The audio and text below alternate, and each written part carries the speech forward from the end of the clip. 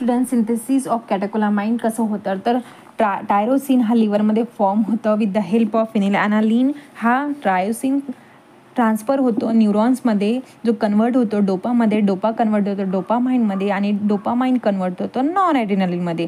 आणि हा non adrenaline convert होतो आपल्या ॲड्रेनालिनमध्ये, जो नंतर ट्रान्सफर होतं आणि रिलीज होतो आपल्या सॅनेप्टिक क्लेफ्टमध्ये. आणि त्याच्यानंतर हे जे काही केमिकल्स आहे म्हणजेच आपला ॲड्रेनालिन किंवा नॉन ॲड्रेनालिन आहे तो रिसेप्टरला जाऊन बाउंड होतो.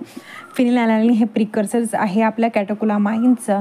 ही एक प्रोसेस आहे ज्याच्या थ्रू आपल्या कॅटेकोलामाइन हे फॉर्म होतं with the help of this enzymes. हे जे काही एन्झाईम्स आहे ते एन्झाईम्स आपल्या कॅटेकोलामाइनला फॉर्म करतं. डिटेल एक्सप्लेनेशन हे अवेलेबल आहे आपल्या मराठी चॅनल, आपल्या फार्मसीमध्ये तुम्ही जाऊन व्हिजिट करू शकता आणि डिटेल एक्सप्लेनेशन बघू शकता.